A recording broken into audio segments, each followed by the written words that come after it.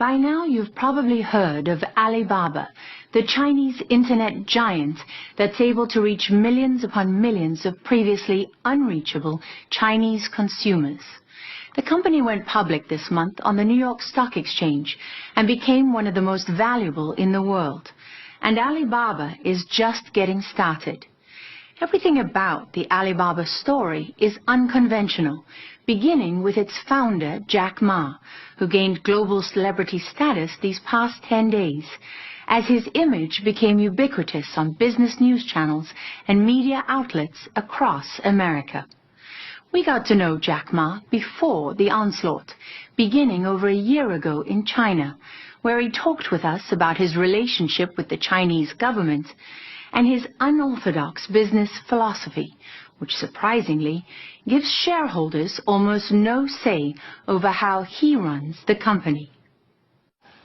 If you want to invest in us, we believe customer number 1, employee number 2, shareholder number 3. If they don't want to buy that, that's fine. If they regret, they can sell us. In the U.S., the shareholder is usually first. Yeah, and I think they were wrong. The shareholder, good, I respect them, but they're the third, because if you take care of the customer, take care of the employees, shareholder will be taken care of. Ma's unconventional view didn't stop Wall Street from pouring $25 billion into his company, now listed on the New York Stock Exchange as Baba. It's an internet shopping behemoth, a collection of online marketplaces where buyers and sellers connect to do business. Most of the company's money comes from advertising and small transaction fees. On its most popular website, Taobao, users talk to each other, barter, and engage in a way that doesn't happen on American e-commerce websites. And Alibaba says there are close to 1 billion products for sale. If I'm buying a house, I can do everything from find an architect, to buying doorknobs, to furnishing the entire thing from start to finish. What else? You can buy anything, as long as it's legal. Anything. 5, 6 years ago, you weren't even making a profit. In fact, in 2002, you made $1 in profit. And today you make how much? Billions. Billions of dollars. It's now the biggest e-commerce firm in the world, dwarfing the combined sales of Amazon and eBay. And Alibaba has helped create hundreds of millions of internet consumers, a whole new social class in communist China, people who never had access to modern commerce before Jack Ma came along. And now you have 500 million registered users. Yes. It's only like a little bit more than 40% of China population, and we need more.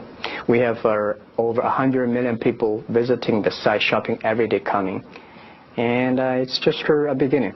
When Jack Ma dreamed up Alibaba in 1999, the online world looked nothing like it does today. The most popular search engine was Yahoo, not Google.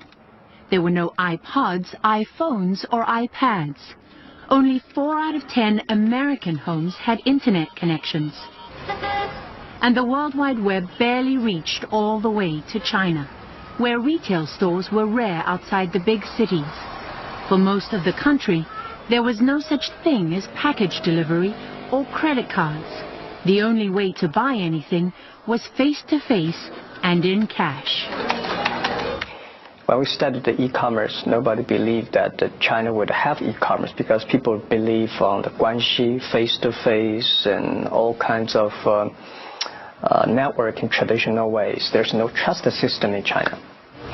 He had to overcome centuries of tradition by showing Chinese buyers and sellers that they could trust Alibaba with their money in this new virtual world.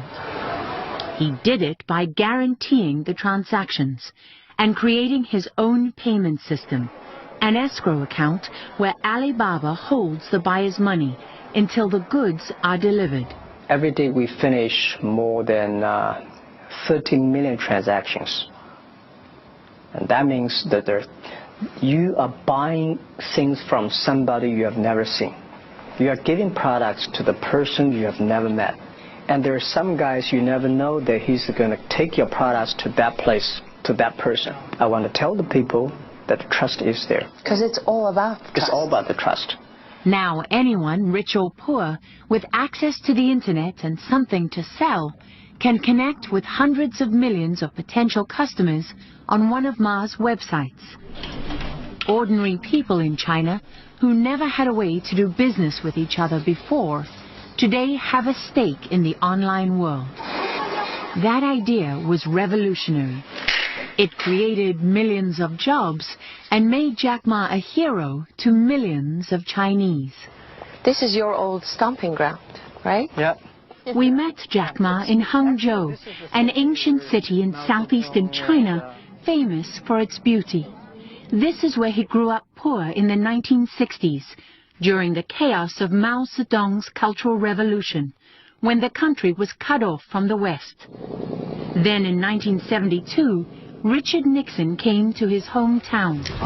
It was the first visit by a U.S. president to communist China, and the city became a mecca for foreign tourists. Through them, 12-year-old Jack got his first glimpse of a world beyond China. The name Jack was given by an American tourist. He told us how he taught himself English, walking up to foreigners and offering free tours in exchange for free lessons. Unlike many successful Chinese entrepreneurs, Jack Ma never studied in the U.S. He also had no status, money, or connections. The only other way to get ahead in China was education, and he failed the college entrance exam twice. My parents do not want me to take examinations again. Because they didn't want you to fail again? Yeah, they believe I will fail again. How did that affect you?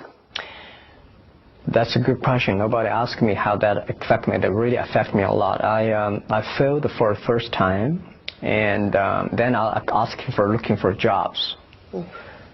I went to interview jobs for about 10, 15 times, and all rejected by people.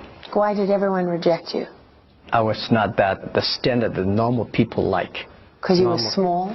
I was small. And skinny? Skinny, not handsome, and terrible the way I talk, and they probably just don't like it. Ma made it into college on his third try and became an English teacher. With no computing or engineering background, he's an unlikely tech titan, but he says he was captivated by the internet from the moment he first saw it in 1995, when he came to the U.S. as a translator. I never touched keyboard before. I never using computer before, and I said, what is internet? He said, Jack, search whatever you want on the internet. I said, how can I search? What does search mean? He said, just type. I said, I don't want to type. Computer is so expensive in China, I don't want to destroy it. He said, it's not a bomb, just a type. So I typed the first word called beer. At that time, very slow. Come out the American beer, Japan beer, and the German beer, but no China beer. So I was curious, and I was type China. No China, no data. Came back to Hangzhou with $1 in my pocket, scared, worried, and I came back and I said I want to do something called internet. His first two ventures failed. 4 years later, he convinced some friends and former students, most of whom had never used the internet, to invest in him and his vision for Alibaba. With just over $50,000 in seed money, the company was born. Today it's valued at $231 billion and is headquartered in Hangzhou on a sprawling state-of-the-art campus that rivals any in Silicon Valley. Ma's personal fortune makes him the richest man in China and one of the most influential. It's impossible to run a business on Alibaba's scale without official blessing. You were quoted saying, when you have millions of small companies using your site and billions of dollars in transactions every day, the government cares. Yeah. So what do they care about? They care that I can stabilize the country. I told the government, if people have no jobs, you are in trouble. Government will be in trouble. My job is to help more people have jobs. So usually when people succeed in China, they either have connections, political connections, or they come from a wealthy family. You had neither. No. And you've done this without interference from the government? Well, I never get 1 cent from government. I never get 1 cent from China banks. So I'm very independent. That was true when Alibaba began, and most of its capital still comes from abroad. But more recently, some of its smaller investors have included institutions with ties to China's ruling elite. Alibaba has also benefited from Chinese government policies that make it difficult for foreign competitors to operate there. Ma explained how he walks a fine line with Beijing. I have a very strict talk to my team. Never ever do business with government. Love them, don't marry them. So we never do projects for government. If they come to us and say, Jack, can you help with this? Good, I will introduce friends to you who are interested in doing that. Or if you want me to do it, I do it free for you. Just next time don't come to me again. So because of that, we keep very good love relationship with the government. When we pressed Ma, he acknowledged there are times he has to bow to Chinese authorities, though he was surprisingly frank about a subject that's also sensitive among U.S. internet companies, including Google, Facebook, and Yahoo. You gather more information on Chinese citizens than anyone else in the country. You mean me? Yes. Yeah. So when the Chinese government comes knocking on your door asking for that information, how do you handle that? What do you do? Okay. We have a very strict process working with the government.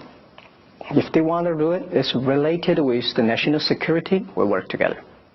Any country, any citizen, anywhere, you have to work. I believe Google has to. If it's the national security of the USA, Facebook has to do it, Alibaba will definitely have to do it. What worries some investors is the possibility that China could take control of the company and all of its assets at any time. And then there's Alibaba's unusual corporate structure, which puts all the power in the hands of Jack Ma and a small group of insiders. First of all, I want you to put on this. But there's another side of him that's little known outside of China, where he's a celebrity. A cult of Ma reaches across the country and inspires almost fanatical loyalty among his employees and their families, who record his speeches and quote his sayings. Here he's dressed as a punk rocker, performing for an enthusiastic audience of 20,000 Alibaba workers at a company anniversary celebration. You are so beautiful to me. The Chairman Ma show is now playing here in the U.S., bringing with it the potential of hundreds of millions of Chinese consumers for products made in America. So this is not Jack Ma's American invasion. This is not Google, Amazon, eBay, be afraid. We come to help, not invade. For example, bring the U.S. small business come to China.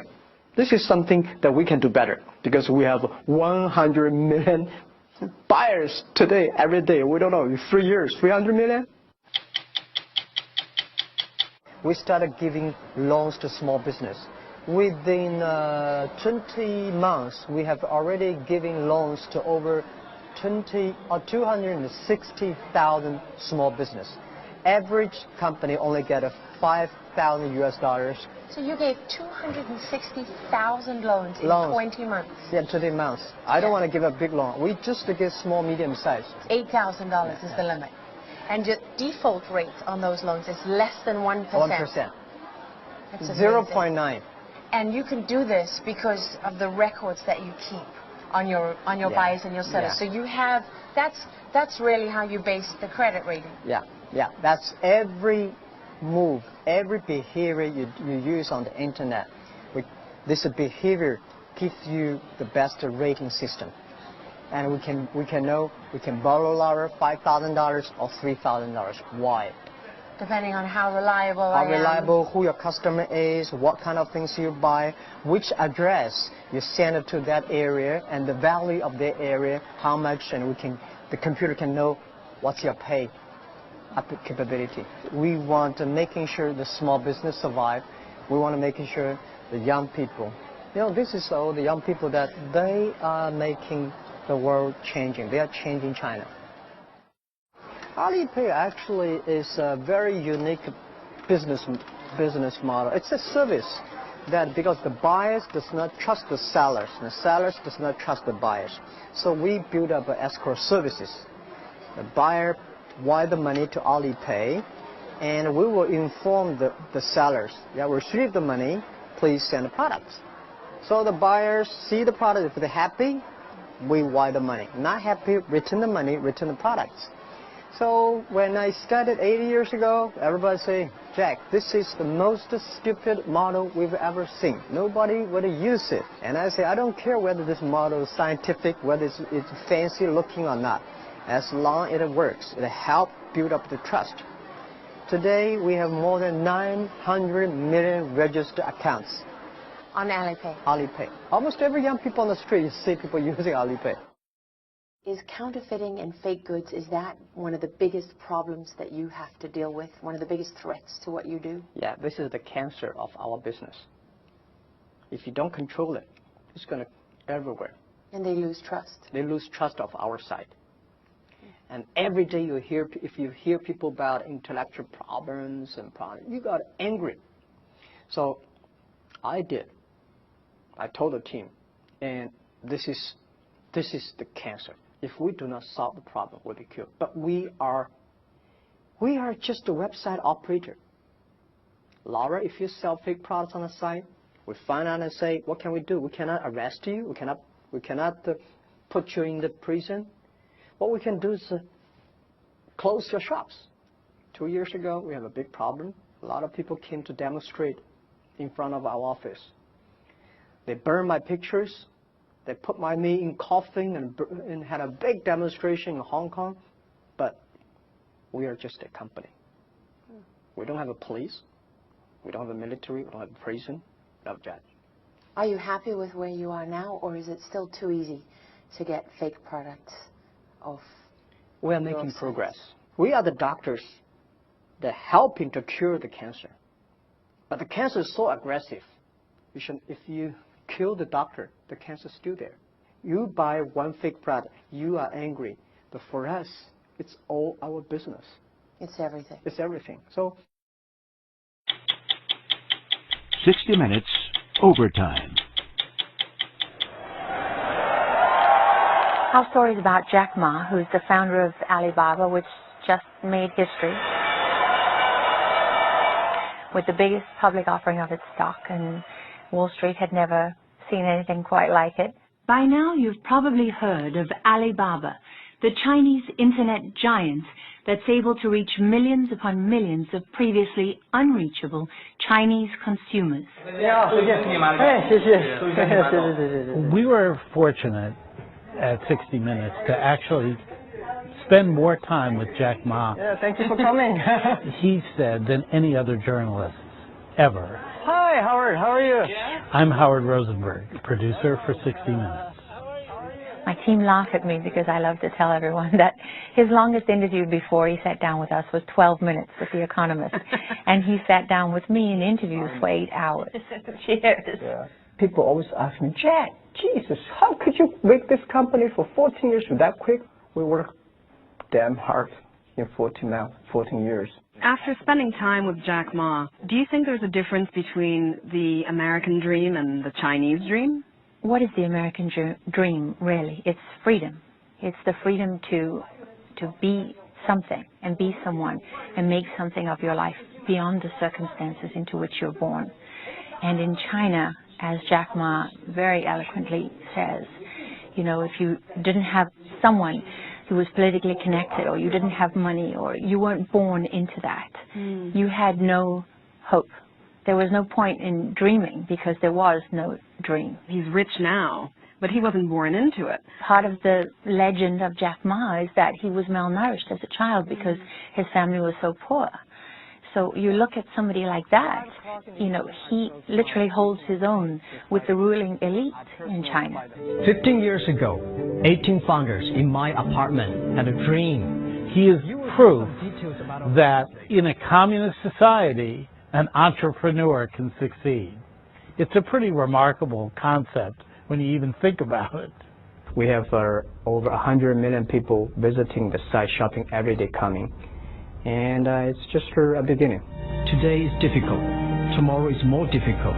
But the day after tomorrow is beautiful. He's omnipresent. There are pictures of him. His sayings are everywhere. He's quoted. They have him running on, on screens, television screens in the airports. Jack Ma is pretty unique and pretty quirky by American standards. You are so beautiful to me. Eyes everywhere, eyes everywhere. Stop. Sure, stop. Okay, stop. Jack Ma did some card tricks for you. Jack, where is this one going to be? You look both amused and skeptical. So you don't believe my trick, right? You give me the phone. I'm not an expert, but he was impressive. Is this the card? Yes, that's the card. You know that's the card. I know that's the card. There's 60 minutes footage of him posing with his employees, and you're there. You're sort of in the background looking. I mean, he's like a rock star. He's like a rock star, and you know what? That's not manufactured. I mean, it looks genuine. 8-year anniversary of the company. They are crazy about him, and they are in awe of him. Everybody wanted to be near him. Okay, 谢谢. He has a curious way of making his employees happy. The mass weddings. He does, and we're looking at the footage, and we're talking about it as a team, and what is he doing, and why is he doing this?